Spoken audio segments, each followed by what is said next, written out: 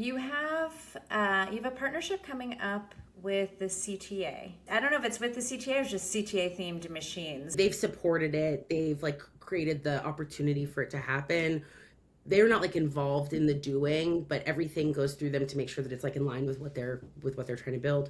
Um, I love heritage stuff. Like I was talking to a friend of mine about the things in the city that I love, and when I first moved here, my favorite buildings were the Cultural Center and Garfield Park Conservatory and the library, because I think that there's something about municipal infrastructure, even though that's not all like super municipal, like Garfield Park's sort of its own thing, but there's something about city stuff that feels cool to me, like very cool in a very like canon cool kind of way.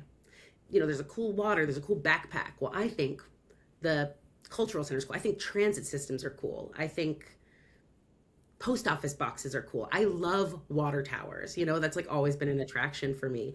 So I think that when these opportunities started to show up with the cultural center, with Garfield Park Conservatory, it opened up this space of collaborating with areas that are intended to be for the people. And when the CTA reached out, number one, honored.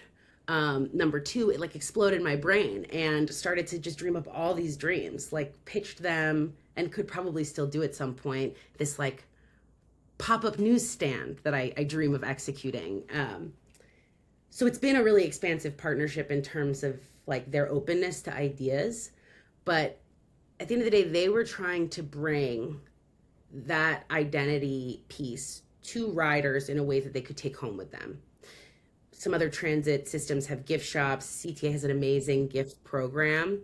And that stuff just wasn't directly accessible to the riders. So the idea was, can we put it somewhere where the same people who are using this tool to connect through the city can also connect via this machine to all these artists and also CTA's branding and identity? And when that entered the table, it was like, wow, if we're talking about artists and branding. So pitched them this like collab project where we re-envision the heritage identity of CTA through the lens of different artists. And it's like going to be a slow roll program that we'll hopefully do for as long as they let us, where we just workshop with usually one artist at a time. Sometimes we're cooking on two.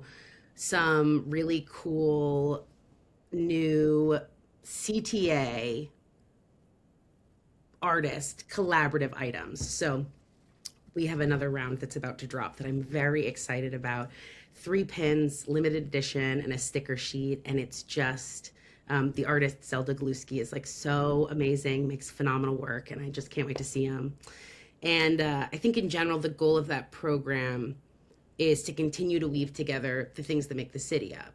The artists of the city represent every neighborhood, every demographic, and the transit system is for everybody. And it feels like to continue to invite artists in to play with and reimagine the identity that they've built feels like a really ripe opportunity for everybody. And as somebody who loves the train, I want train pins. Yeah.